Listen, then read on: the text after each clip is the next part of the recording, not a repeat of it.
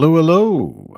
Can everybody hear me all right? I always wonder if people can hear me when I'm doing these things because the thing is really difficult to tell. So just let me know if you can hear me. Otherwise, hello, internet. I figured I would go ahead and do a live chat because I realized I'd hit 9 years of doing this channel, and figured I should probably celebrate with something. And this whole past couple months have been super duper busy, and I figured, you know what? Let's go ahead and do a Q and A. I do these so freaking rarely that every time I do them, I've forgotten how I did it the last time. So I never learned from my previous mistakes.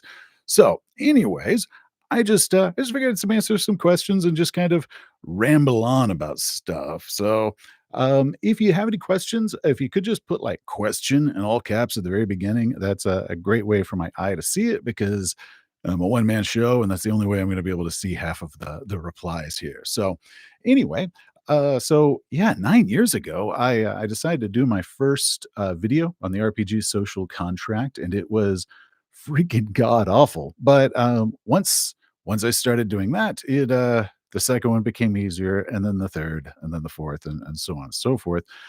This year, I also won my third any award for the channel, which is freaking awesome. So I got my silver medal, if I can see it through the glare. So this has been a pretty monumental year. Um, Budding humanist, happy Thanksgiving to you, or at least in a few days. Um, see, sure, Gal. By the way, I'll mispronounce. Do I still have my second Dynasty Scout? Yep, it's actually right up on a shelf up there. I really want the Beowulf. Oh my god, I really want the freaking Beowulf. I have no idea where I would physically put the Beowulf. The ceilings of my house are not tall enough to like hang it from the ceiling like I used to do with like model airplanes when I was a kid because that thing's like I think it's like 3 feet long. And no idea how much that big bad boy weighs.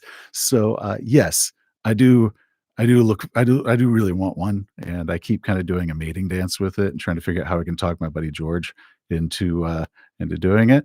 Jacob Robinson, thank you so much. $2, thank you. Let's see. Where can we expect more cyberpunk videos? I've got one that I've got in the pipe. I was kind of thinking about doing the jacket, probably this December, which that was with the Cyberpunk Edge Runners thing, and then I've actually got one more old scenario that I think, I basically kept on the back burner so I could, like, save it for some future date. So I think I might be ready to do that one, but that's actually a cyberspace scenario that I have gutted and run with Cyberpunk many years ago. So, yes, there will be some more Cyberpunk coming, hopefully next month. We'll kinda see, where where my mood takes me. And LHRPG, thank you for the $5. These have been instrumental for helping me prep my games, especially Call of Cthulhu, which is my favorite system. My favorite system too. This month also marks 10 years since I decided to run Call of Cthulhu. We It was actually 10 years also since I've run D&D, but that is my favorite system. I've got a lot of games that I love, but Call of Cthulhu is definitely the number one. Sumro, hello, hello to Albuquerque, sir. Um, Paul Landry, 3043. Any more Delta Green of the future? Yes. I'm trying to figure out how I'm exactly going to do it. You can probably see there's a Delta Green slipcase back there. If I can line up my thumb, okay. I we played God's Teeth over the past year, I guess, almost a full year. And then our game master Bud Baird passed away right when we were about to do the finale of the final portion of it, and so that was kind of a that sucked immensely. And then we're currently playing Impossible Landscapes, and Scott Jost with Titterpigs is doing the game mastering for that one. So we'll see. It's actually a fun. That's a mostly all-star cast. We're just doing a private game playing Impossible Landscapes. We're only 2 sessions in, so not very far, but I'm looking forward to seeing where this one goes. So I will be reviewing those. I will be doing a Delta Green system review, of course. Probably to start with the system review before I do any of the campaigns or scenarios. Uh, Junmik, as a game master, how do I find people to play anything in person other than D&D? Man, I honestly will not be able to tell you the best way of doing that. So my group is mostly comprised of some people that I found when I was in college many, many moons ago.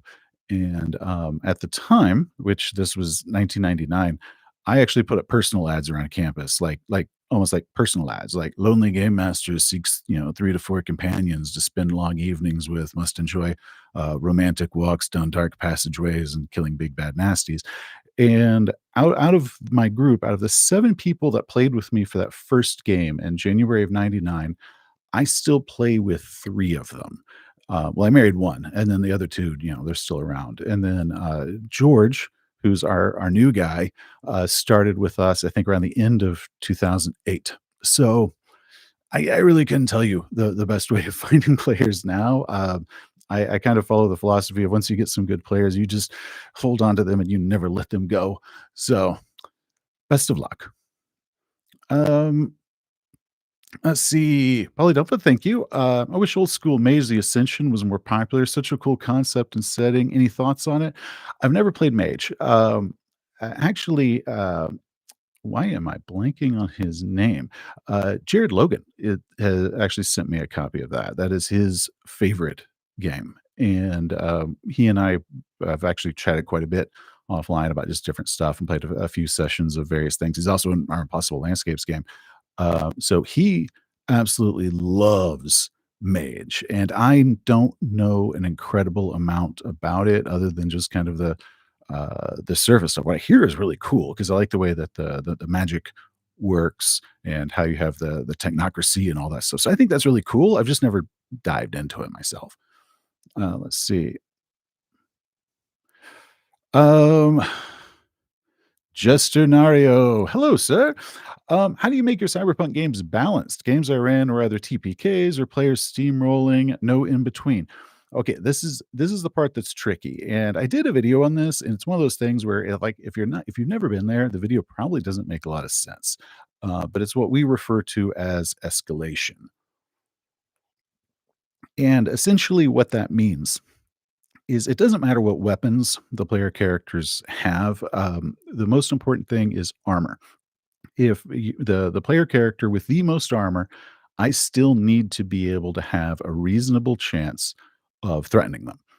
Now they can walk through a hail of bullets, but it's not going to be a case where there is no chance they can take any damage at all.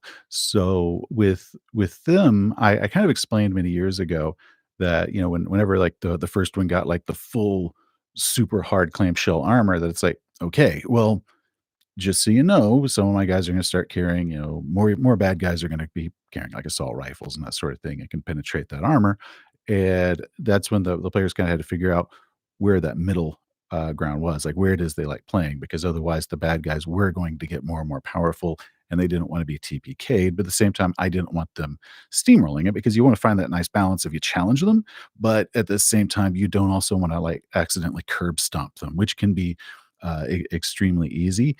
When we did 2020, and 2020 is a little bit more lethal than red, we did have the initial wave of characters that just got killed. And then they kind of started learning how to do stuff like duck and find cover and those type of things like that, be able to strategize more. Because when we were coming from D&D where you don't, you didn't really do that. But they kind of helped figure out what it is that they needed to do in order to keep themselves alive.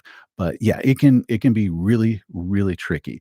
The other thing is if you're not really sure, slowly increase the strength of your bad guys. So if they're going up against, let's say, like, 3 guards, um, have a couple more guards in reserve. And if those 3 guards are challenging, great.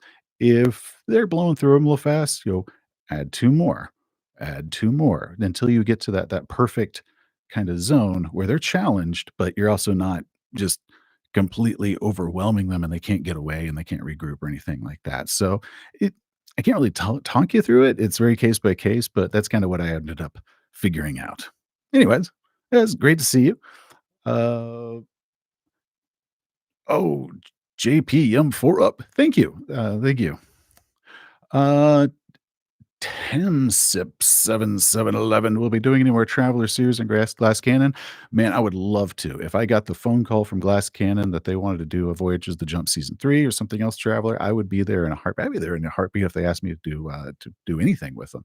I really, really enjoy just chatting and hanging out with them. And the fact that we get to play a game and all this stuff is just kind of icing on the cake. But I really enjoy the Glass Cannon guys. They're a whole lot of fun. So, and I really do miss my Voyagers, the Jump fam, because we had a whole lot of fun.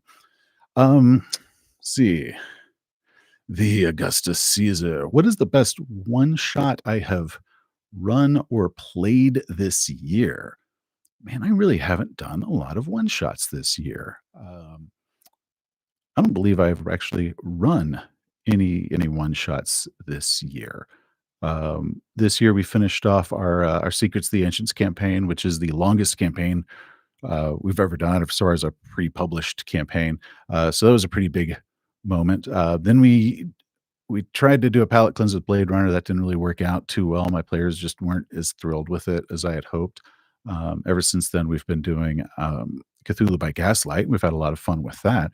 My best game of Cthulhu by Gaslight on paper would be an absolute failure. It was a case where the players, I guess, were a little afraid to go into the building, so they set it on fire and accidentally killed the person they were sent to rescue. But that somehow ended up being one of our best games we have had in a very long time. Even though if you looked at it on paper, everything about it looks like it should have been an abysmal failure. But as far as any of the conventions that I've played, man, I don't know. I've played a little bit of Vaesen. I've played Walking Dead at a con. I've played a few, but I can't really. None of them are really jumping to mind as far as that. Oh, Oscar Rios ran us through a one shot, which is like 3 session one shot of Cthulhu Invictus. And that was really cool that I finally got to play Cthulhu Invictus, which is the Roman era one. Uh, I don't think it's even a published scenario. I think it's one he plans on publishing, but he's got like 100 scenarios that he has written that he's planning on publishing. But that was probably my favorite one. I had a lot of fun playing Cthulhu Invictus under Oscar. So, and that is on the Modern Mythos podcast. We had recorded that, but I don't even know if it has a name. But that was a lot of fun. I'm excited to have finally gotten to play Invictus. Let's see what's on the comic rec. Someone says I'm doing a live chat. I am. Hopefully, it will not error out on me. Um, okay. Um, Oliver Robert 5119. Question: I'm designing an RPG system. Any chance of making videos about that if it's something you've ever done yourself? No, I've never made an RPG from scratch. I've gotten close because we took Interlock Unlimited, which is the cyberpunk system, kind of modified. That's the Interlock Unlimited, which you can just download for free. And we actually used to do a pulp game, like 1930s pulp game with it. We also did a fantasy game with it. So we had to make all the rules and everything for that, where we're running around casting spells with elves and dwarves and stuff. And I left that entire experience much more respect, like much higher respect for game designers. And no, it's not really my thing. I'm really grateful that my players did not kill me because just about every game, I would give them the new update to the rules and promise it was the last time, which of course only lasted until the next session where we rinsed and repeat. And my players, I could see them gritting their teeth at me because yeah, the problem when you're trying to do it that way is it is completely unplay tested. That's what you're doing. So every session is a new experience.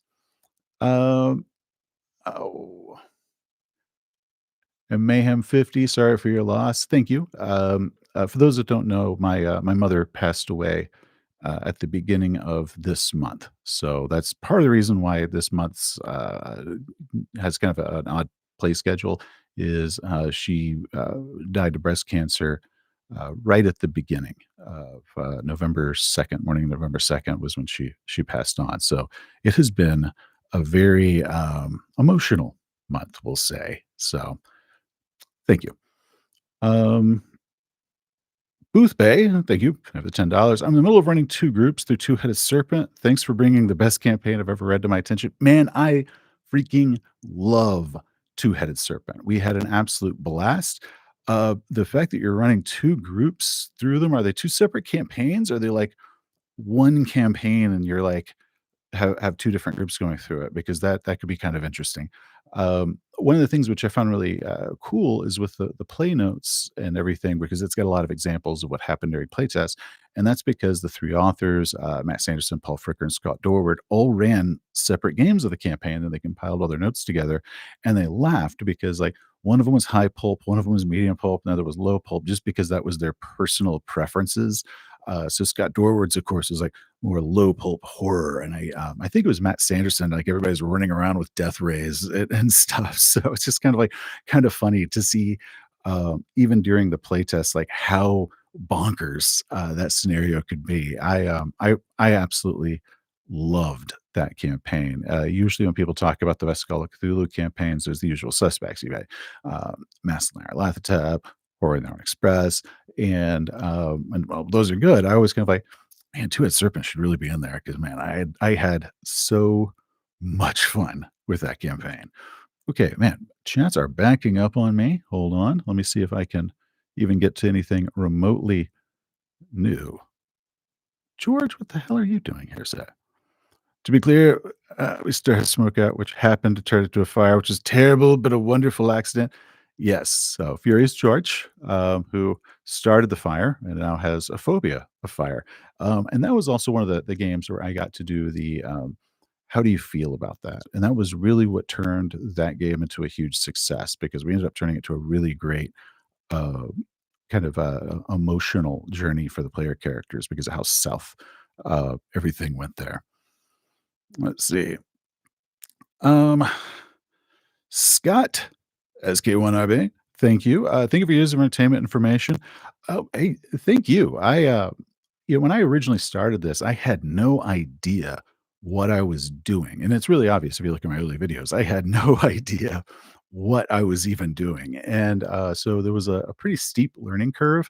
God bless everybody that would watch those videos and heard my terrible, god awful audio and decided that they wanted to watch a second video and a third.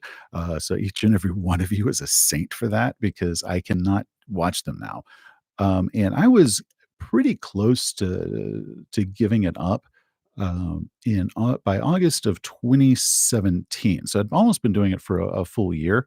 And then one of my older videos, like a 6-month video, blew up. And all of a sudden, I started getting a lot more traffic and everything like that. But I was real close to just kind of saying, like, okay, this is fun, but I'm putting a lot of work in here and it's not really giving me anything in return because I wanted to give it, a good amount of time as the test run. And around the time I was thinking about giving it up is when my channel finally uh, got traction. So thank you to absolutely everyone that was with me during those early raw days as I'm trying to figure out how to do any of this stuff. Okay. I don't know. I think thank you everybody. As I said, this month has been a little uh a little rough. Let's see. Yes, absolutely. Fuck cancer. That was absolutely horrible. Your audio used to be awful, but I had a yard to mow after school. Okay, that's fair. That's fair. I mean, if you're listening to it over the sound of a lawnmower, I probably sounded fine. Um, okay. User KC5BO7Y. Okay. Hey Seth, what advice would you give to someone starting to make a YouTube videos in this space?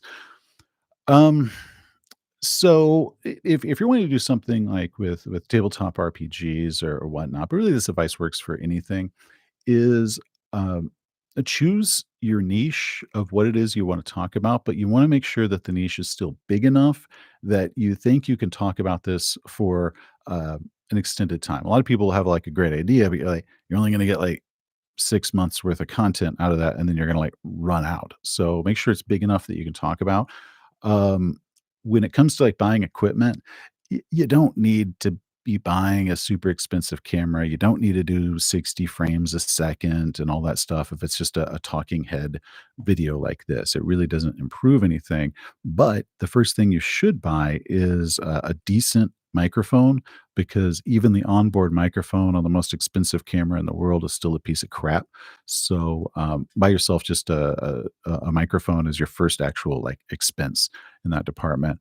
When it came to tabletop role playing games, one of the rules that I gave myself, and it really, really paid off, was I didn't want to talk about the same RPG 2 videos in a row, and I've mostly been able to keep to that because I think my first RPG video I did was my original Cyberpunk 2020 review, and then I talked about, Call of Cthulhu, and I talked about, like, an old AD&D thing, and, so when I think a lot of the channels, they kind of found themselves where they started off talking about, usually D&D, but once they kind of, after enough time, started kind of wanting to wander off to other games, they had really made a market or like a viewer base that was only interested in that one thing. So while I did screw up a whole hell of a lot in those first couple of years, I think the best move that I made was keeping my channel kind of diverse in the games that I was talking about versus only talking about, the one and is,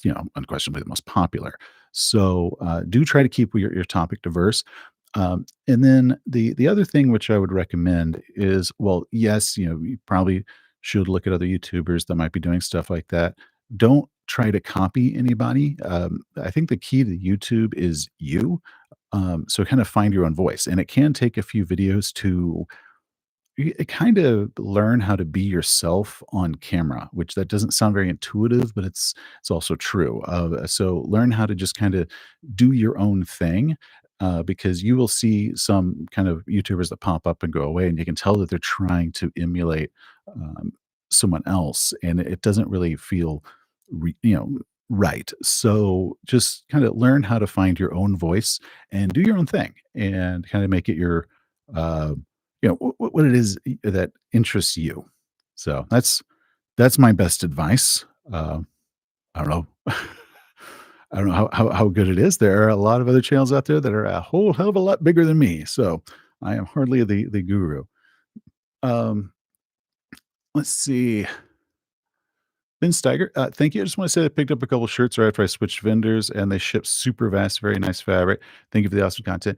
Yeah, I had no idea what was going on with my old shirt vendor because I had actually ordered several samples from them, and that's when I started realizing, like, wait, these are taking a while, and that's when I started like really digging, and I realized, like, oh my god, I might have had people that have been waiting for months to get something. And I think I switched them over in March, I believe, maybe, yeah, in March, and then by the beginning of April, I think I made the announcement. And then I received those samples that I had ordered in like late February, early March.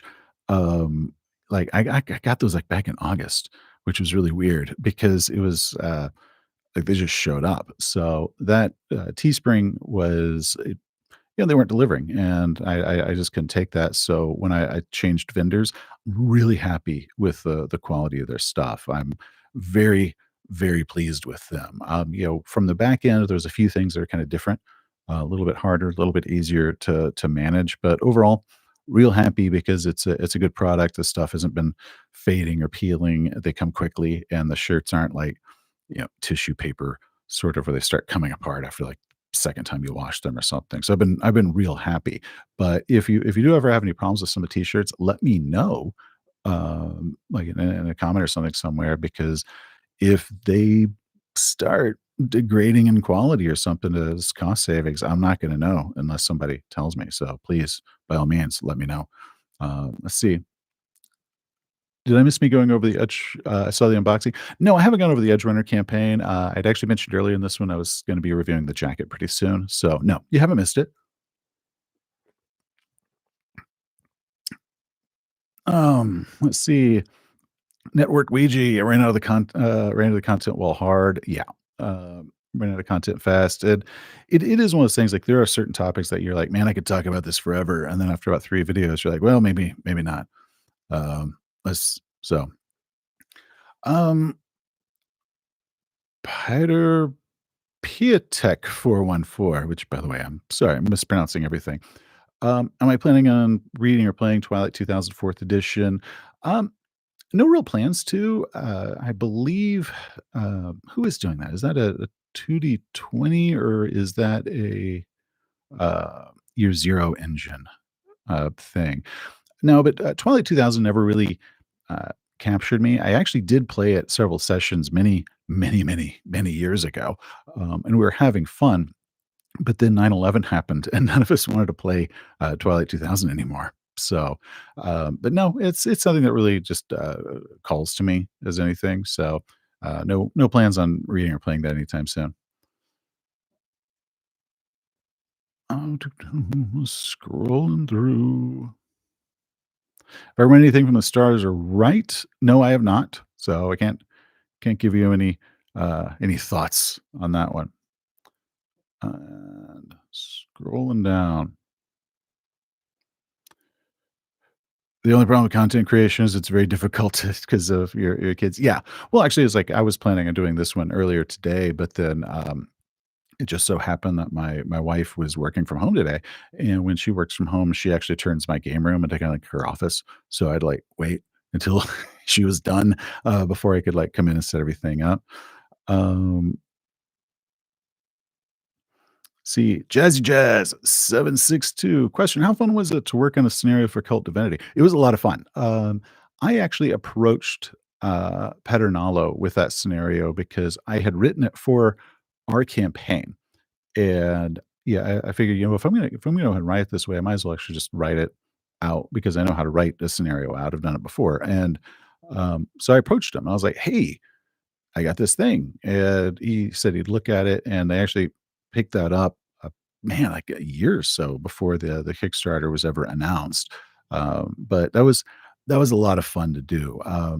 The Red Moon Role Playing did a very condensed version of it, but it was kind of cool to listen to. So, but working on that scenario, the only difficult part was I wanted to make a scenario where it did not require any specific player characters because a lot of the cult scenarios are set up to where it's like you can only run it with these characters that were designed for it, usually because they have a history with the subject and that thing. And so I made it, try to make it very kind of generic. You could come in with different groups of characters and do this one. And they said, "No, you need to do some pre-gen characters." So I actually made pre-gen characters that are the player characters, slightly modified. But, I'd actually originally tried to do that one where you wouldn't even need, pre-gens just because I didn't want it to feel like you had to use those characters. I wanted it to feel like you could just take your current group that you might be playing with and just kind of plug this into them. Um, just 4880. Am I planning to do more long module reviews? Oh, like the series where I did like Secrets of the Ancients and all that stuff. Eventually, right now, because I don't do long, um, like pre-written campaigns very often. Normally, what we do is we just do uh, a bunch of short scenarios, and then we weave them together into our campaign. But with those, I just review the scenarios individually. It's only with the long form ones where we've got like a pre-written campaign that's like 5 6 adventures long, or Secrets Case 10 adventures long, that I decide to do it in that style where we're following the characters and we do the campaign diaries. So no plans to for a while. Those things just I usually don't get in the mood to play those very often, and, those type of series are also just an exceptional amount of work, and, yeah, Secrets, that didn't get, as many views as I had hoped, so even when I was working, I guess, on, like, the last 3 or so, I was like, "I'm putting a lot of work in here, but, only me and a small group are ever gonna see this." So, but I enjoyed it, I had a lot of fun, and, so that was a wonderful campaign to play, and I had a whole lot of fun putting that, series together, though I did curse myself every single time that I was going to do the gag where I dress up as every single player character because that was a whole hell of a lot of costume changes and a whole hell of a lot of, editing tricks I had to do where I'd be on, camera, 3 or 4, characters at a time. So that was, I learned a lot of technical stuff going through that. Gold band, have I played any superhero RPGs? No, superhero games have never really, called to me. So I've um, never really been too interested in doing those. So, uh, I was seeing oh, Stevie O question, "You have so many great advice for keepers, but I haven't seen any games where you're DMing. Am I missing something?" No, I will join in a, like, a recorded game just to play it, mostly because I just wanna play it with the guys. I have no interest in, like, recording, any of our sessions or anything like that. That doesn't interest me in the least, and, none of my players want to. So, in order for me to do it, would also require that we were stepping out of what our usual is, which is, like, me playing with my friends in my house and stuff like that. So, it's not even what it's like. I also have a whole thing, eventually I'll do a video on it, how, actual plays aren't entirely real because you know that there's a camera on you and you are kind of everybody at the table has this kind of thought in the back of their head of, is this good television or is this good radio? So like you're always aware that there's an audience and it's just it feels very different than when we're just kind of being dumbasses and just playing. And so my play days are play days and they're not work days. So no, I don't have any plans on ever like recording any of those. Uh, Tiny Winder, who was my inspiration for the Wisconsin cobbler? I don't know. I don't know. Figure it out. Let's see. Great Lantern mentioned not having played Mage, if I played any of the other World of Darkness lines. Um, I'm gonna say no, just because I played, like, a session or 2 of Vampire in, like, the late '90s when, we were mostly just being dorks, and I couldn't really tell you that much about it because we were just, like, kinda being dumbasses, and then we left and did something else. So, no, I never really got into, to Vampire. And then with the World of Darkness stuff, just never really dug into it, which is weird because like everything about it should be my jam, but it just wasn't. And part of that was because at the time, World of Darkness was kind of in its heyday. I was very much into like it's either D&D or it's crap, and so I didn't really pay too much attention to it because I was uh, absolutely stuck that the only game I was playing was D&D, which was something I do regret now. But so I never really got into it during that peak. Um, Golden Bay, what's my favorite skit with the gang that you've ever done? Ooh, I'll give you 2 answers. One of them is just the stupidest, and that was this video that I did on, chicken legs, like, rubber chicken feet to get rid of your dice curse, where Dweebles and Mike are being footsie pals. That just cracks me up because it's so ridiculous. But as far as, like, actually what I think is probably the best that, I've ever done, and it's one of those, like, skits where I'm like, "Yep, that actually illustrated what I was talking about perfectly," is it was a video that I did on backstories, and I was trying to explain how backstories are most effective if the player is actually the one that's the biggest driving force behind it. So I did a skit with the guys where they walk into like a cantina on a space station. And like the first version, they're all waiting for the game master to like incorporate their backstories and they're all pissed and disappointed. And I'm like, okay, let's do this again. But all of them at this point were now taking charge of incorporating their own backstories into their actions. And I think that was actually probably one of the best skits I ever did as far as illustrating a point. And I really, really like that one because, that is a topic that comes up quite a bit, and I always wanna just be like, just show them a skit, and, like, it's like, "If you wanna know more, you can watch the rest of the video," but I think the skit actually perfectly encapsulated what it was I was trying to explain. Um, Hold on, it is going away, hold on, Polydumpha, did I watch Cyberpunk Edge Runner? Yep, I did. Uh, I enjoy Cyberpunk Edge Runner.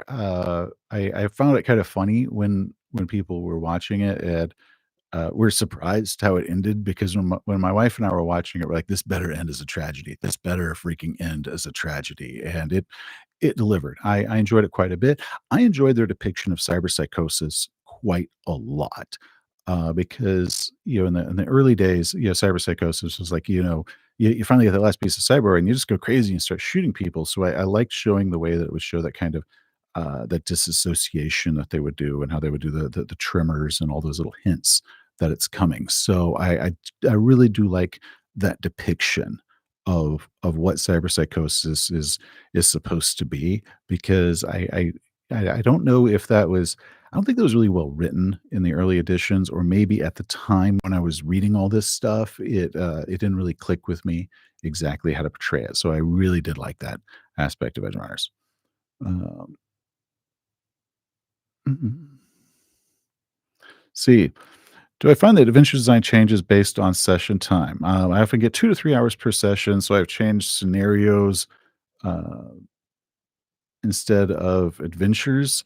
Um, um, yeah, it can be really tricky. So like one of the things that I found amazing is say like the when I've played with like Glass Cannon. First time I ever played with them was when we were doing um, intimate encounters, and uh, Troy pulled off what I consider a magic trick. And every time I've played with any of them, they've all pulled off this magic trick, and that is they're 2 hour games and they're able to pull it off where it's not just 2 hours, but we also have, like, a break in the middle that happens on a hook, and so whenever I've watched them do this, to me, it's like watching a magic trick because I don't freaking know how they are able to hit the beat so well to drop a hook at exactly, like, the hour mark and be able to drop a second hook at the second hour mark and be like, "Okay, that's a show, everybody. See you next week." Um, but, yeah, scenario length does change, depending on how long your sessions are. My sessions happen to be very, very, very long marathon sessions. So we usually play noon to 10-ish, but like the first hour is like we're all BSing, and then we stop and we have a lunch, then we interrupt and we talk over it all. So we get out of it sessions, which they can go, 10, sometimes midnight, get about 8 solid hours of playing, but you have to, like, parse out all the parts where we interrupted to, like, talk about whatever. Maybe maybe 5 solid hours of playing because, we tend to be long-winded. So, yeah, there are certain adventures where you either need to bloat them up for that. Then again, I don't think players usually have too much problem bloating up. But then there is also that trimming down, and that one can be very tricky, especially if you're at the end of a session and you're thinking, we're either not going to finish this today or we're going to fast forward. And that's usually what people who run a lot of con games have to do because there's never a second session. You have to kind of uh, learn to bypass a lot of stuff. And I think with like a good con game, those last like 4 hours, like a break at the 2 hour mark usually, is you want to find a good game that you think could not possibly last longer than 2 hours. And then you'll have a perfect 4 hour game. Uh, but yeah, I usually don't worry about it too much because we are going to come back to my group and we're going to play again. So I usually will just kind of let it go however long it needs to take. My players are actually much more resistant to me trying to speed them along because they always feel like they're missing something, and I'm usually like, guys, you haven't missed anything. Let's get on to the next part. Um, let's see. Eyes of a Stranger, Cthulhu Advanced Science Adventure, and Sacraments of Evil. Have I ever read it? It looks fun, but it does a poor job of getting the PCs involved. Um, I have it. I do not remember it. So I don't believe I've read that because I've been going through a lot of the Gaslight scenarios. So I don't know if I have read Eyes of the Stranger yet. I have, there's It's like the one in there with the mummies. I think that one's actually out of the core book. I think that one's kind of slated. We're almost done doing the ones that appeared in Hudson and Brand. So I'll probably be reviewing Hudson and Brand and those adventures themselves. But the first scenario was the one that we should have ended and has somehow lasted like 6 sessions of blowback because they decided to start a fire. But I haven't read that one yet. I don't believe.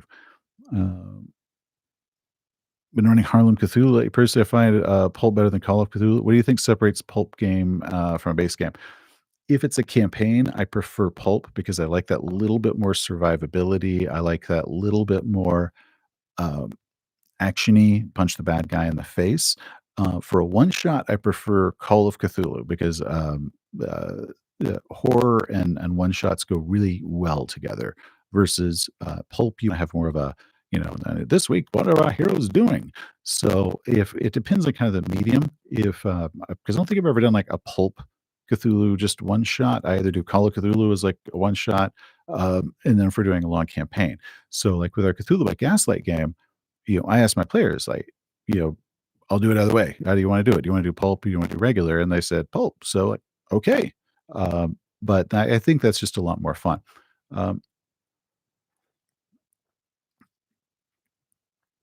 oh, Elliot, I missed your super chat. I'm terribly sorry, man. Read the Voldekin this year. Really enjoyed it. Thank you. Any more books from you in the near future? Um, Not really. My channel's kind of filled most of my creative needs. The books and everything were a lot of fun, but it's also a whole lot of work and takes about 2 years to find out if anybody even likes it or not. And there will be some stuff from me, but I can't talk about it too terribly much. But we'll see. Okay, time traveler audio is clipping. Probably something in the stream. Damn it. Um, let's see. Mhm. One shots. So, do you think stumbling 5e momentum, splintering of interest to other systems has been great for gamers, bad for YouTube influencers? Uh, I think it's ultimately good for gamers, just because it is allowing people to kind of start exploring a lot of other games. I don't really know how much the fandom on that is splintering as much as fads come and go. I think there's like kind of a big difference between the online tabletop community and the real tabletop community as far as like what's popular or not. But I do like the fact that I've seen a lot more YouTubers kind of branching out and trying other stuff because I think that that really helps their audiences see more. So yeah, I think ultimately it's good. Um, Mike Borowski, have I ever touched any of the Warhammer RPG? No, never checked it out. Sorry. Um, let's see. See, Real Mac Druid, enjoy the secrets to answers and other traveler content. Thank you. Sorry, this is a good bigger audience. Um, what's kind of weird is like sometimes you never know. Sometimes they pick up later on. Sometimes like a lot of my cyberpunk stuff didn't do well. Till all of a sudden, like one day there was a video game, and then it blew up. So we'll see. But man, I really love that. I really love that game. Um, have I ever played Harn? No, I have not. In all honesty, man, if I haven't reviewed it, I probably have not played it. Uh, mhm. Honestly, sounds like a worn wire. This is probably not a good time to be checking my wires. Uh, let's see. One shots. Most of my one shots turn to episodic play because my players hate giving up to characters. Yep, that is also true. See. What lifts Call of Cthulhu scenario to the next level? I'm not. I don't know. I feel like that's the beginning of a joke. Let's see. Marty Haywit 221. How to get started as a professional novelist. Um, I spent several years doing writing workshops, writing for different little short stories that would get published in different magazines. That's where my Black Raven stuff, a lot of those were previously published in smaller things. Finally, when I was ready and I wrote a book that was publishable, and so I did Dameron. Then after that, it was just querying it and trying to find an agent or an editor that would take it. That was also several more months. So it's just a lot of work because before you can even start querying the book, you need to have it written and edited to the best of your ability. So that's there's a whole lot of work by yourself before you start trying to pitch it, and then pitching it itself through query letters is an absolute uh, man, it's just brutal. I've known authors that have actually managed to secure an agent or an editor like right out the gate, and good for them. I was not one of them, so for me, I think it was like 9 months of rejections. So just just a lot of going for it.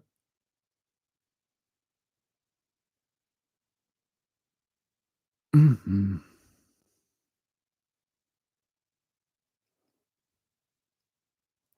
Question: do I think genre dictates the game system, or do I think that game systems can be used for genre? Cyber Smiley, hey, um, I think I don't really believe in universal systems anymore. I used to. I used to think that, like, man, once you get that one game, and that one game will do absolutely everything I ever need.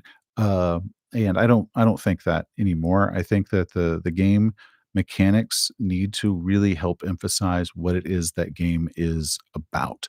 Now, I do also find that some of them can be too, I guess, laser focused and limiting, such as I feel like Alien is perfect if you want to play Alien, and that's a get.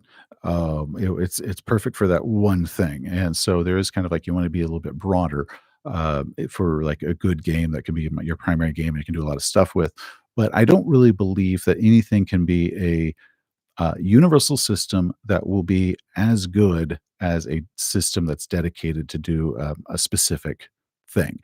And that's just because I've played a lot of stuff. And once I started, basically, I stopped playing one system that I was trying to make work for everything. I started playing games that were designed that specific it can work. Now, something like with Year Zero, where they do tweak it quite a bit depending on whatever that specific game is, yeah, but it's also, like, a whole lot of changes. It's kind of like, right now we're doing, 7th edition Call of Cthulhu by Gaslight, and I'm enjoying it. I love 7th edition Call of Cthulhu, and it uses the BRP system, but it's also a very heavily modified BRP system if you're just to pick up the BRP book. Another game that I had recently, gotten I'm really interested in is, The Exorcist Codex by Two Starving Knolls, and this is very similar to Call of Cthulhu. It is or Cthulhu by Gaslight. It's 1890s. You're investigators, but you're exorcists, and it's actually about demons and that sort of thing. So it hits a lot of the same notes, but it uses the general BRP system that's also been tweaked that way. And I don't even think it would work well with like the Call of Cthulhu mods because it doesn't have a sanity system. It's got its own um, thing. So universal systems can work, but they have to be really, really changed depending on whatever the genre is, whatever it is you're trying to hit in order for it to work um, the best. Um, let's see. Overshare game systems that emphasize themes feel so on while being very flexible are great. Oh yeah, yeah. And I think BRP is very elegant and being able to pull off a lot of different things. Um, Are there any gaps in the sci-fi tabletop 3D print space that you would like to see addressed? Um, Man, I don't know. I don't really do much with terrain. And the reason I never got into terrain is because I knew that terrain would own me, and I just physically do not have the space to hold absolutely everything for it. I have enjoyed the Second Dynasty ships quite a bit, but no, I'm not really anybody you want to talk to about terrain because I use very minimal. We're mostly like a sheet of plexiglass with a wet erase pen. Um, Voldemort. Okay, Seth, I feel lately game mechanics of our newer games are getting simpler. What's your opinion on this? Do you miss game involved mechanics that were popular back in the day? Yes and no. There is there is something to be said about simpler rules, and you can play it a lot faster. Uh, Once upon a time, I was much more of a yeah, we're trying to, like, emulate reality, and we're trying to make absolutely everything high crunch, and, the problem is that ends up becoming very tedious, such as when we were doing Interlock Unlimited, you shoot a guy with your gun, and you would roll the die to hit your location, like, left arm, and then you'd roll a second die to say the sub-location, like, left arm, elbow, and then we would look at the armor specifically listed for, like, left arm, elbow, and then we would do that. We had a blade armor, et cetera, et cetera, et cetera. And it ended up that it was just so tedious and so long that while yeah, it was realistic and yeah, there were certain elements that's cool, it wasn't worth the amount of time and the kind of slog that it became. So I have been leaning more towards simpler systems, but at the same time, I am not a big fan of total rules light because I do like to have a little bit more crunch. I mean, come on, I play Traveler. Um, and there's kind of a flow back and forth on popularity. I think that there is going to be like, we're probably going to have like very simple rules like games for a while, and it's going to kind of lean into a little bit more complicated and back and forth and until we find some sort of like long term median on that. But I don't know. I think it's fine. I prefer having, mechanics that have a little bit more crunch to them, but nowhere near as much as crunch as I used to have way back in the day. Um, see, great systems. Oh, Techno Tuna, wow, you signed your first TTRPG related gig. Congratulations. That is, I don't know. I remember the first time I did that, it was like, my God. And everybody looked at me like it was like, what's the big deal? It's like, you understand, this is like the geek dream. So congratulations. Um, Tone Alone. Am I a fan of folklore? Why, yes. Um, Vastin is a great alternative to Call of Cthulhu, but you can still battle the forces of evil. I've played a little bit of Vastin. I actually have a copy of Vastin, and the reason we've never really got into Vastin is or Vaesen is because um, I was wanting to do Cthulhu by Gaslight. It's so so similar. Then for like we're doing this kind of uh, period theme. So Gaslight looks interesting. I'm kind of waffling on my feelings though on the Year Zero engine because after what happened with Blade Runner, and I realized that a lot of it begins to feel very board gamey to me, I've become much more cautious with Year Zero games. But I played two or three facing scenarios at cons, and I've had a lot of fun with it. But my only other problem with it is I can't pronounce half the words because Swedish. But it's been fun. Um, Question: Have I ever played Beckme, aka Redbox? No, I started with Black Box D&D, and shortly after that, I immediately found a dungeon master who introduced me to AD&D. So I couldn't even tell you too terribly much about Black Box D&D. Um, um, Belgrad. After all that's happened with your channel, do you feel that running channels become your primary focus, or do you still think of something more to support your writing? My channel's definitely become my primary focus. It's become my main outlet for my main creative outlet. Uh, it kind of hits all the same notes that I enjoy with my writing, and if I do have a story that I want to tell, I can still write it, but the channel's definitely become the stronger focus as far as that. Just doing it left arm, oboe, elbow. Then again, I probably mispronounce everything. Um, Rules light or rules complete to represent simple but rigorous official rule system. Man, there probably is some need for certain terminology. Then the trick is getting everybody to use it, and then it staying consistent. Because a lot of times, I think certain terminology enters the game space, and you can actually watch over time as it warps into something that it didn't mean, which, like when I've talked about like power gaming and stuff like that, I'm usually like, okay, it used to mean this and now it means this. So, but I really would like to have like an easy way of saying what exactly like rules light is versus like high crunch. But it's also such a subjective thing because you have a lot of people that think like, uh, yeah, some of the, like 5e D&D is high crunch. It's like, no, uh, it's it's more crunch than some, but not anything I would ever call like high crunch. So it's still a very subjective term, based off just what all is they've played. Because I don't think they can imagine exactly what games in the 80s and 90s were like.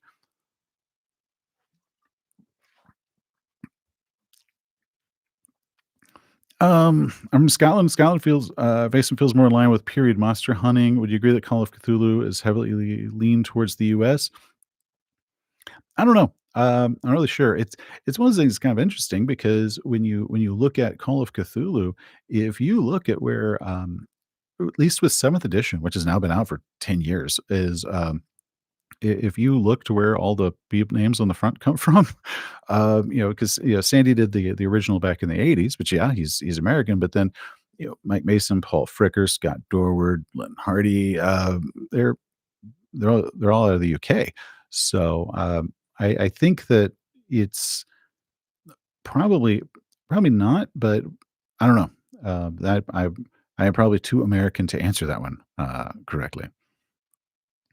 Let's see. Question: I love exploring your shoots. I don't see any of it you haven't lived till you've died during character creation, on your store. Will it be available? Not on my store, just because I didn't make that. That's not my design.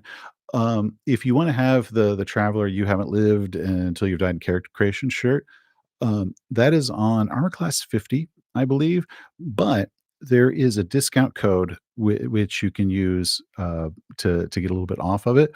And what you wanna do is you wanna go to, I think it's my Traveler introduction of that series, and I show the shirt, and I look in the comments or the description, and there is a link to that shirt on Armor Class 50 and the discount code. It's like 10% or something like that.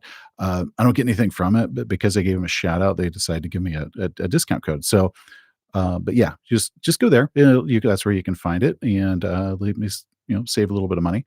Um, which GM sin do I struggle with the most at this point, and which one do you avoid the most? Oh man, the GM sin that I struggle with the most is, and there's quite a few. I will get Wandering Eye. I think that was actually my very like original GM sin one, where I like start kind of like looking at other games out there. And the other one is like I have so much trouble holding on to a secret for a long time because I want to talk to my players about it and accidentally spoiling a game myself. So that's another one. Um, Probably if George is still around here in the comments, George can probably, uh, point out point out some of my others. I do make mistakes constantly, but I don't know how many of those fall into the kind of the GM sins rules, or they're just, I guess, Sethisms.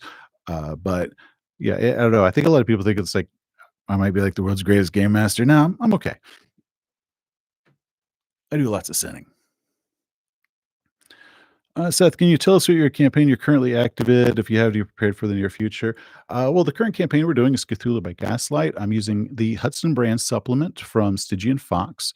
So the player characters basically inherited a supernatural detective agency in London, and they are doing different jobs with that. And I like that because it'd be a good central location. So then, the first couple adventures they're doing is actually finding out what happened to Hudson and Brand. So everybody had to have a link to the old detectives Hudson and Brand, which also would have been their first Mythos experience. And why were you in their will to inherit their thing? And that also got rid of any, I guess, of the concern of like my character doesn't believe. Why is my character getting drawn into this? So all of them had to basically come up with what case it was that Hudson and Brand did and what it was they might have been brought in for based off their own expertise. Like maybe they had questions about something that that character was really knowledgeable of, and that's how they got pulled into it. Or maybe they had the supernatural experience and they hired them to help them out, or something like that. So that's what we're working on. Okay, Okay, audio distortion's a little man, that has gotta be just an internet connection because 'cause I'm not touching any of the cables, I'm terrified of it. Um, so, see, the Satanic Panic video was a blast from the past. Man, that was a video that took, uh, a long time. I think so whenever I'm doing my videos, I have this folder that has, uh, basically, every video has its own little folder, but ones that I'm working on, they're in the process of have, like, draft then the name. So all of my draft videos are kind of, like, right there. And the one that was labeled Draft Satanic Panic, I think started in 2019, and that was where I would kinda stick just various little articles and stuff like that. And then I started getting into like reading the history of the games and all of that. And that's when I kind of started learning a lot more about it. And then with uh, Laycock's book, Dangerous Games, cannot recommend it enough. It really blew my mind because it took a lot of stuff that I was aware of, but linked them in a way that it really clicked with me. So that was one that I started putting together, and then I would, yeah, find all my sources and everything like that, and I hadn't planned on doing that for November. I worked on it for, like, a period after I finished another video, then I would usually kinda put it away and then work on another video, and I ended up where it was like, "I don't wanna put it away, I wanna keep working on this," and that's when I realized, like, "Okay, it's about time that I do this." So, that was a little bit labor of love. I had originally tried to do it very differently with the setup. Like I was actually originally wanting to use like this mic and all of that. And I was trying to use OBS and trying to link all that.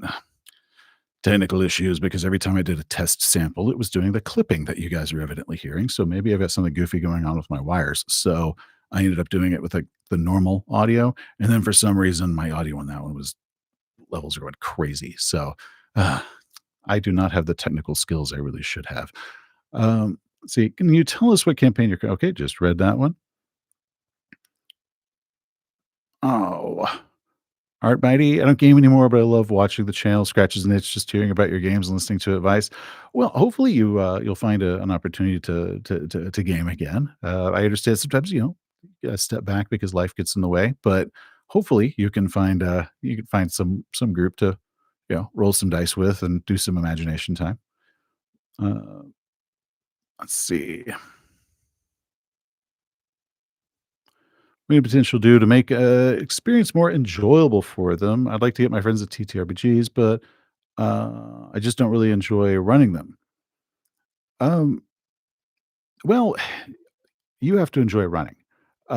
It's like the big thing, and, I think with every good GM, there has to be kind of a desire to be a bit of a showman, like, to help kind of, get everybody excited, but you also have to be the type of showman that, like, sets it up and just lets them go and you don't try to hog the spotlight. But I a lot of people just some people just don't like game mastering, and that's fine. But I think you're gonna have to learn to enjoy it. And part of it is that kind of enjoyment of like seeing the look on their face or their excitement that they're overcoming whatever it is. It's kind of like when you tell a good joke. So that's I don't know, that's a big thing. But if you never enjoy game mastering, uh, you're probably just not suited for it. So, if you wanna get them excited about game mastering and or like, tabletop gaming and wanna do it, the big thing I've always talked about with that one is sell them on what it is about the game that they individually will like. I think I've talked about a few times when I was trying to get one of my players, like, "We're gonna give up our fantasy game and we're gonna do pulp," and it was actually our Interlock Unlimited pulp. And I was ingesting a bunch of pulp movies at the time, and I just happened to be watching The Mummy, with Brendan Fraser on the day that my buddy came over, and we're just gonna hang out and just do some stuff, and at some point, I was gonna suggest, like, "Hey, what do you think about doing a pulp game?" And my buddy arrived right around the time that, Brendan Fraser is in the back of the airplane, he's firing at the sandstorm with a Lewis gun, and my buddy is, like, really into, like, old weaponry, and he's like, "Oh, man, I love that Lewis gun," and that was, like, that's my opening, like, "How would you like to play a game where we could do this exact setup?" And, like, you're in the back of the plane with the Lewis gun, and he was immediately sold. So, really, when you're talking to your players trying to get them into a tabletop role-playing game, whatever it is, it's really good to lean on whatever it is that those individually they find exciting and say, "This is what we get to do." So, like, if I was gonna talk to somebody about, like, say, like, a Star Wars game, um, what excites me, it was like I say, I would probably do it more like The Mandalorian or something like that, where, um, I don't really wanna deal with the rebellion and Jedi. So, I would probably kind of lean in that direction of this is what I'm going for, and if they bite, that's when I can kinda keep pushing that. Mhm. Battletech is the only game I play these days. Man, I used to love reading Battletech. I never found anybody to play with me for years, but I've had a lot of like Battletech stuff. I got some Battletech minis up there. I used to buy a lot of the books because I love the art. Um, Any tips for running cold warning that weren't included in your review video? I'm running it on Saturday. Not really. I think I covered everything. At least that's all I can remember right now. It's been a few years. Uh, Best of luck with cold warning. I did have a lot of fun with that one, but best of luck. That's all I got. Hmm. What is the fictional setting I would love to see converted to a tabletop role playing game and to do? I have no idea. Um, I'm kind of weird in the fact that I will see fictional settings, and a lot of times when the game comes out, I'm like, and yeah, that's like I love the Expanse. I love like the Expanse books. I love the Expanse show. I absolutely adored the Expanse. But like when the role playing game came out, my only interest is I actually want to look at like what the deck plans of like the Rasanate and all that stuff were. So I'm not really much into you have to have a game for every IP. But I do really love when I've like a game that I enjoy gets or an IP that I love gets a game. I can check out all the art and stuff. So that excites me more. Um, Evening, Seth. A few weeks ago at PGX in Monroeville, I was the green-haired guy. Well, hello, Thomas. That was a fun con. Oh my god, I had a blast, and I had no idea that the mall from Dawn of the Dead was next door until I think right before the first day when it opened. Some of the guys there were like, "Hey, do you want to go to the mall?" And like get some food court food versus like con food. And I was like, okay. And we were wandering because the mall was evidently across the street. I didn't know that. And as I was walking like across the parking lot, I was thinking like, I know George Romero did all of his zombie movies around here. Wouldn't that be crazy if this was the mall from Dawn of the Dead? And around the time we're like walking in the door, someone had mentioned that, and I was like, wait, this was the mall? Because of course it's gone through a few facelifts, and then we went to the George Romero Museum in there. So that was an absolute blast. I loved that. And, then also at that con, that free arcade, oh my god, I had so much fun, playing that one. I had a great time at that one. Uh,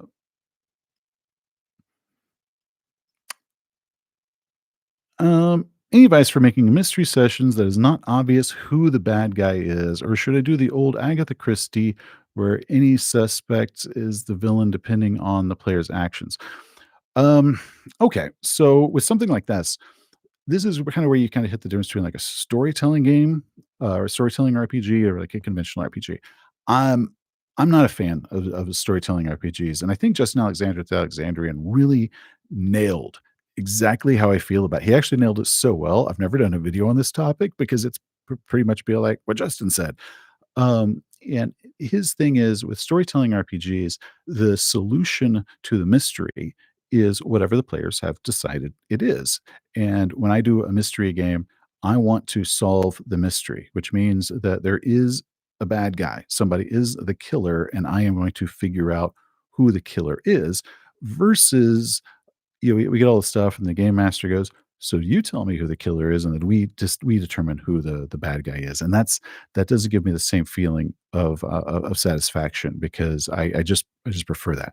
So when you're running a mystery game, if you want to keep the bad guy's identity secret, um, the easiest way of doing it, and the way I think I did it the first couple times, is the bad guy was had a name, like an alias that they were known as, kind of like, the Jekyll or something like that, and they're trying to figure out who the assassin was. But then the other thing is you want to have it where you don't want the players to be able to solve the mystery instantly. They must, go and they must learn certain clues before they can discover like where the bad guy's lair is or what the bad guy's identity is, or whatever it is that you're trying to do. So like when you start them off and you give them their clues and they're looking at their options, what they can do. One option that you do not want there is the answer of of the mystery. You want them to like go these different ways and they get more stuff and that opens up more avenues and approaches where they can go so you can get to the bad guy. So I do prefer that style where there is the game master starts knowing who the bad guy is and has the clues and everything ready to go. I'm also a big proponent of what I call floating clues. So, sometimes if you lay down enough clues, your players somehow miss them or they totally misinterpret them. If they end up going a direction you weren't foreseeing, sometimes you can take that clue and you can move it if you can. One of the things that really sold me on 7th edition Call of Cthulhu when I first read that was the idea roll, which is something that I don't use very often. But when I read it, I was, oh my God, I can think of times I absolutely needed the idea roll where it's like, okay, guys, we've like lost, you guys are getting frustrated. You've kind of like, you don't know what to do. And we can do an idea roll to help get it back on course. I just hate the name idea roll because it sounds like something that other games have, but isn't the same as, you say idea roll, somebody's like used to just about every other game is like, "Oh, why would you use that?" So, but yeah, I do like having a set, bad guy or set objective. Mhm. I feel like a lot of licensed tabletop RPGs are usually just worse versions of established ones. Very often, yeah, but then sometimes you get like these weird, um, weird cases. I think the one that I think blew my mind the most was when I was learning about the Ghostbusters RPG, and that completely changed, that did so much, but it was like freaking Ghostbusters game of all things. So I think that, but for the large part, yeah, I think a lot of licensed games, they're really just trying to really get you on the fact that it's a whatever the IP is, and it's not always necessarily a good game. So just laughing my ass off right now. Okay, well, um, see, Brian Stevens, a table trace plays Traveler because of your videos in rotation. Even you suggested for opening game of Flatline, players loved it. Oh man, I am so happy about that. You know, d- Traveler is what I consider my second favorite tabletop role playing game, with Call of Cthulhu being the first, and I have had so much damn fun with that game. I absolutely love it. It took me a long time to get to the lore. I usually don't care about lore in tabletop role playing games. It usually bores the piss out of me. So I don't think it was until I think our third Traveler campaign that I started getting into the Traveler lore because I have to fall in love with the game first. And I've really, really enjoyed that. So Brian Stevens, what I would recommend if you have not already is check out Mark Miller's novel Agent of the Imperium. And that really kind of changed the ways I view a lot of things that happen inside the Traveler universe. But even if not, I am glad that it worked for you. Yeah, Flatline is such a fun little opener, and I was kind of honored when Mongoose asked me if I wanted to update Death Station for them because I get to handle uh, one bringing back an old scenario for a modern audience, which is cool, but also I get to like handle, I guess, the infamous, traveler horror scenario, so that was a lot of fun. Let's see, Brad W., thank you. Have I got a chance to check out the new Conan RPG by Monolith? Looks like cross between Savage Worlds and 3rd edition. No, I haven't checked it out. I'm usually a hard sell when it comes to fantasy. Every once in a while, I get like a big urge for it, and I think the last time that happened is when we played Conan, the Modiphius version. But very rarely do I have like the urge to do like a conventional fantasy game. So I just haven't checked it out. Like I very nearly joined in on like I think the last Kickstarter for Shadow Dark, and my wife actually talked me out of it. It's like you're probably not going to play it because fantasy is something that bores me. But I really want to check out Shadow Dark, and I'm also just a personal fan of Kelsey, so like I'm a fan of her. But no, I haven't checked it out just because it's very rarely that I get a wandering eye toward fantasy, just because I just usually prefer other settings.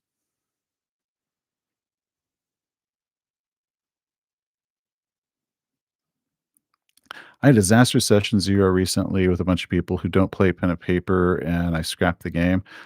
Felt bad, but in retrospect, good decision. I'm gonna run a game for the less problematic. Man, sometimes that happens. I think one of the most important things when it comes to a group is that you guys actually, like, play well together, and, you know, it if they don't enjoy, like, doing a pen and paper game, if that's not their jam, then it's going to be a huge stressor that is probably not going to go away. It might go away with like one of them, but a lot of times it's best just to get some people that are really down for what it is that you're offering, and that way you can all kind of like say, okay, we're on the same page, let's go, versus trying to get them uh, into that sort of thing. So I understand, but it's good that you cut it early and you did the smart thing of pulling the plug versus what I've done several times before is like, no, no, I can make it work. And then that's just a lot of misery. So let's see, what else do we have?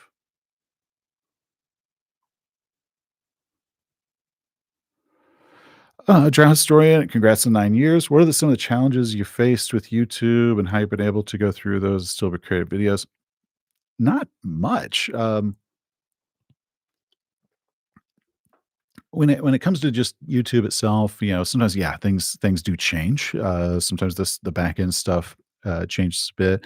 Um, I have to give a lot more thought to like thumbnails than I used to. That's kind of annoying because I hate actually putting myself on thumbnails.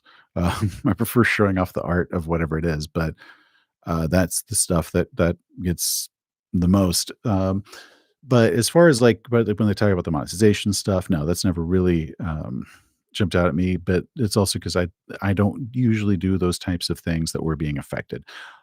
As far as like the TTRPG space of YouTube, once again, I kind of weathered a lot of the stuff like when the OGL happened and all that, mostly because I wasn't focused on D&D and I was focused on other things. So I kind of weathered that pretty well. So um, yeah, I'm doing pretty good. It's mostly me just trying to overcome all of the technical hurdles. That's mostly because I'm a dumbass, and everything that I've learned, I've had to like learn through mostly trial and error. Uh, let's see. The Hermit Gamer, thank you so much for your content. Appreciate all the. Oh, thank you, thank you. Ooh, question. Other than Unland, are there any other Call of Cthulhu scenarios that I think would work well with Cult? And then it like sipped away before I could say who did that. But you know who you asked that question. Um, there's a few. There's actually one I was thinking about recently might work very well with Cult, and that is the scenario Hell in Texas, which I believe is actually in is it might not be in the same collection. It was also Stygian Fox, and it was also by Scott Dorward. And that is it's set in East Texas at a Halloween Hell House. And I think that one would work very well for a cult scenario. But it's also pretty simple. I think you're a bunch of people that get involved because you're in a Reddit community and you decide to go check out this thing. Uh, so, Paul Landry, thank you so much. The YouTube. Oh, well, thank you, thank you. Glad, I'm happy you enjoy my stuff. Any RPG war stories in the works from Jeff, the greatest dungeon master? I know who you are. Um, no. Um, I can't think. The problem with doing the war story videos is I have to find one that I think is one a good subject for the war story, and then two is one that I can say aloud. Because many of our favorite war stories are like, and no one alive will ever hear this story. But I've got a lot of like. I almost want to do one that's nothing but like almost shorts because it's like there isn't enough to do a whole video. But I might been thinking about one where it's like the gang sitting around reminiscing, and I think between like everybody, I could get like a 10-minute video of them like, "Hey, remember that time we did this?" And do that. But the ones where they go like 6 to 10 minutes, because usually war stories aren't that long. No, none of them are like really soon, I don't think. And yeah, I was thinking there was something to do with the kid campaign, their old cyberpunk. Yeah, that I've been thinking that it should be a war story. I just can't remember right now. Have I ever escaped from an Innsmouth? No, I had to read Escape from Innsmouth when I was doing, A Mother's Love, but I haven't run it. Uh,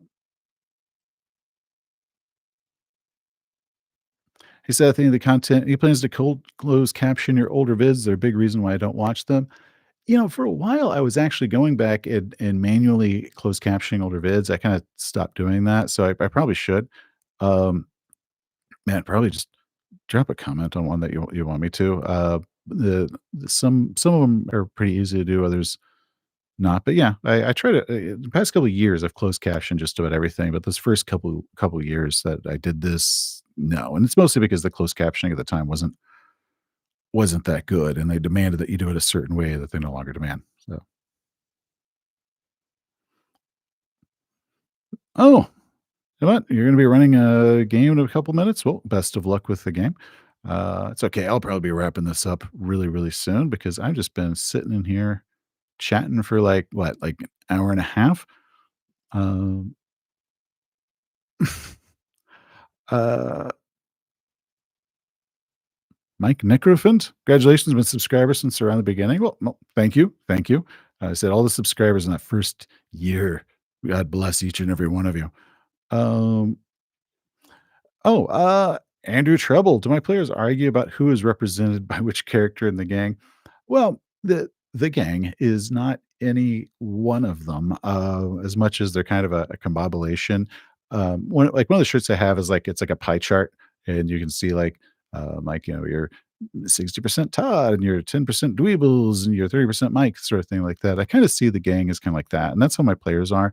Because I've had players be represented by I think pretty much every single character where they can look at some skit and be like, "Yep, that was me," sort of thing. Which I think the idea of having dweebles play you is usually the one that they look down on the most. But having Mike or Todd play them, probably no big deal. But no, they don't really argue about it. Have I ever run any Down Darker Trails or Dark Ages? I have not. I'd originally kind of pitched the idea of doing some Down Darker Trails to my players, and they were like, they weren't as keen on it, so we decided to do something else instead. Um, Considering all my investigative skills, do I think I would make a good private detective as a profession? I like to think I would, but I'm pretty sure I would be terrible at it. Just, just being honest, I think I would not be as good as I imagine I would be.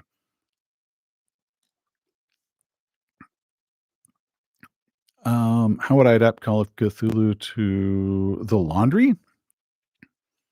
I have to kinda check out how the laundry, did their thing. I mean, uh, I've read the novels. I really enjoyed that series, but, I mean, clearly there was Call of Cthulhu as an inspiration for Charles Stross, but, um, I have to kinda look at it to see exactly how I would make any of the changes for anything like that. Um, Maybe I went over this before. Do I have a favorite system or style of play? My favorite system is Call of Cthulhu. There are certain there's a lot of games that I love, and then we'll go and we'll play that. But Call of Cthulhu is something that I think in the end I will always be happy to come back to. So mhm. Or consider running something that you call Octung Cthulhu. Um, yeah, not really, and mostly it's just because I'd have to like go out and like pick up a bunch of stuff for it. Octung Cthulhu has never been anything that I thought would be fun to do as a uh, long running thing. It's always something that I thought would be kind of fun for like 3 or 4 sessions and then, like, off to something else. So, not really. Mhm. LHRPG, thank you. Just wanted to thank you for everything single-handedly we got into Call of Cthulhu. Um, my worldview of RPGs has expanded. Well, happy to. It took me forever, to, I guess, break away and start learning everything that I enjoy about, like, skill-based games and that sort of thing. Love to know my take on RuneQuest. I haven't really played RuneQuest. Just not too much of fantasy. I think one of my biggest concerns with the current RuneQuest is it, well, one, I I absolutely hate the fact that when they did the new edition, that they didn't implement some of the stuff that's, like, in the 7th edition Call of Cthulhu, like, they kept, like, the resistance table and stuff like that, like, that was, like, a mark against it, and I feel that they're they have presented it so lore heavy that that is intimidating to a lot of people, especially me, because like what I said earlier, when I play a game, I don't really care about the lore. I want to fall in love with the game, and then I'll start slowly learning the lore after a while.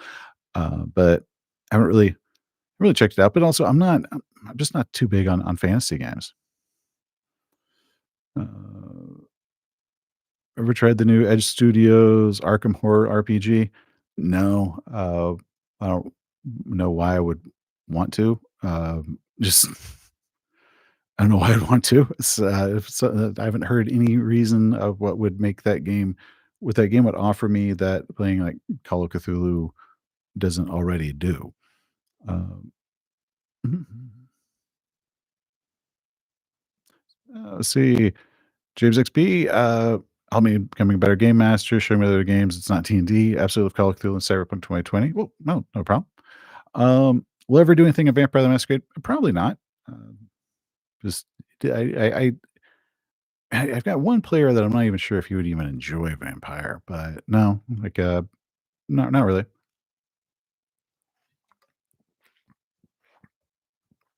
Mm. Oh, it's not lore heavy, but over the top crunchy for me. I assume RuneQuest.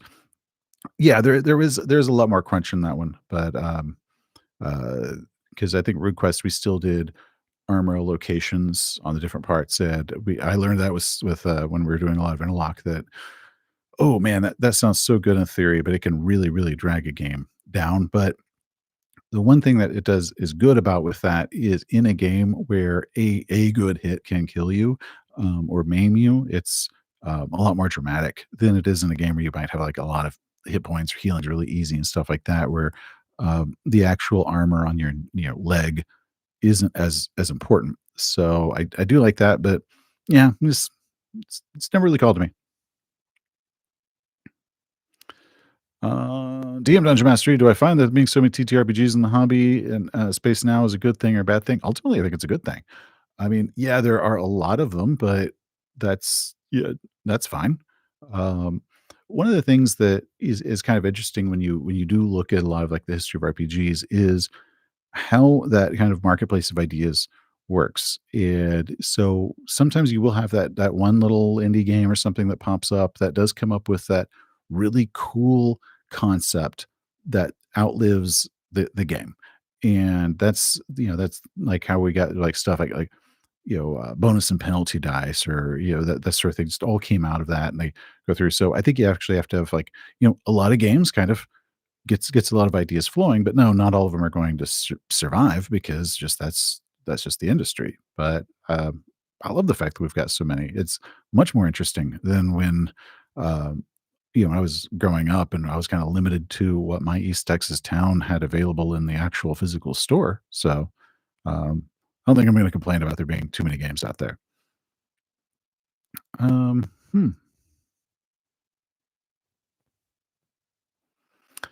Oh, let's see. Mike Grofet, any recommendations for rules light Cthulhu game? I also love the Mike character naturally. Um, it depends on what you mean by rules light. Of course, there's stuff like Trail of Cthulhu, which uses the gumshoe system out there. Um, I didn't click too much with the gumshoe system, so you probably want to talk to somebody that's really much more into rules light games than me, because it's kind of like, can you recommend me a rules light version of what you've stated as your favorite game ever? Like, why would I have played that? So I'm probably not the best person to ask that question to. Um, mhm. See, let's just get a couple more, and then we are going to uh, call it a day. When I was growing up, my single local GameStop was a single wooden box hardware store. Um, when I started playing, it was during this like time where you don't know how good you have it. Um, and so the local Barnes and Noble that we had, I remember the RPG section was too full bookshelves, and the left side was D&D, and that was all it was, but it was also like, it was during AD&D, so it was like the complete book of everything, and then, of course, all the settings, Ravenloft, Forgotten Realms, Spelljammer, et cetera, and then the second bookshelf, the top okay, so the second shelf or the first shelf was just World of Darkness, maybe like one and a half of those, and then the lower half was like everything else, and occasionally just had like some really weird and cool games that popped up in there, like the Tank Girl role playing game and that sort of thing. But there was a lot of just like really cool stuff, and it always kind of disappoints me when I do go to like a Barnes and Noble now, and it's like the role playing section is like half a shelf, and it's usually like, here's a couple D&D books, then after that, it's like video game guides or something, and there's always, for some reason, always one random Starfinder book, and it's always like a random one, like they rolled a chart, like, "Okay, we'll put this book on the shelf here." So I did like that time. I didn't know how good I had it because, that's how I just thought it was always going to be. So, yeah, but, yeah, now that we've got, like, online and you can just, like, go to Drive Thru RPG and you can pick up and they've got so many games out there, it's like, "Oh, that's so much better than it used to be." Have you ever ran or played Horror on the Express or Master in the Hour Laptop? No, I've never done Horror on the Express. I did do the opening chapter of Massive Nyarlathotep, with the How We Roll podcast I just got to over several years ago, and that's like the new opening chapter, like prequel chapter that they did, for the new version. So I did play that. I just haven't played the first one. Um Am I excited for any particular upcoming Chaosium release? There was something that I saw recently that Chaosium was doing with, like Campfire Tales or something where you get to play kids, and that's the only thing I really wanna check out from them.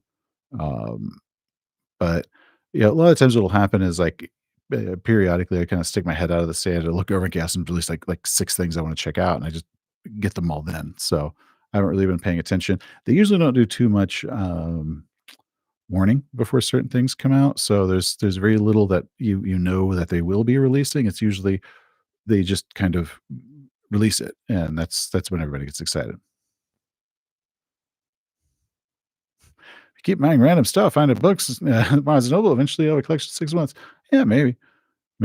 Um, okay, let me go ahead and let's go and wrap this one up because we've been doing this for an hour and a half, and I've been sitting here talking, and my voice is getting a little tired. Have I ever played Silver Bayonet? No, I have not. Um, what is the torn up map on my wall in the frame behind me? Oh, so that was a prop from my college campaign that we did so back in '99.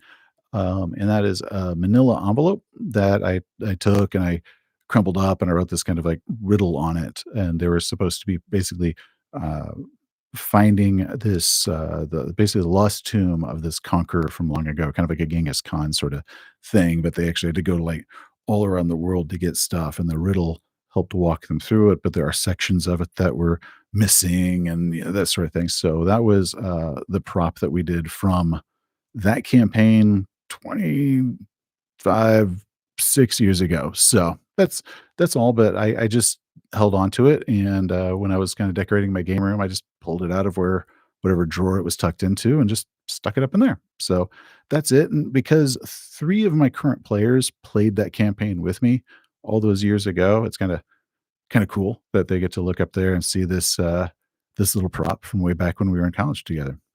Anyways, man, so, right every time, like, so going through the Secret San campaign diary, which has ignited my interest in 2D6 Traveler. Man, I Secrets of the Ancients was a ton of fun. I cannot recommend that campaign enough. I What I loved about that campaign is each adventure had a very distinct difference from all the others. Like, they were different genres than each other. It was, so much damn fun. And then, of course, that the review series I did for it was a whole lot of work, but it was a lot of fun doing all my dumb characters, and I would spend way more time trying to come up with, like, a half decent backdrop for the characters for whatever, scenario they were finding themselves in. Anyway, guys, thank you. Thank you so much for just coming by and just kind of let me BS and just kind of chat with you for a bit. And I will be back in the next couple weeks with my next just normal review video. But thank you. It has been a great 9 years that I've been doing this. I think technically I have had this is the job I have had the longest out of all of the jobs I've done over my life. So yay. But thank you so much. This has been kind of an incredible journey. That is and now I'm still doing it. I'm still going strong. This month was a bit of a hiccup due to family personal stuff, but I have no intention on stopping anytime soon. And so thank you for all your support and also just uh, watching the weird crap I put together. So, anyways, you guys have well, at least for the Americans, you have a wonderful holiday and have a great day.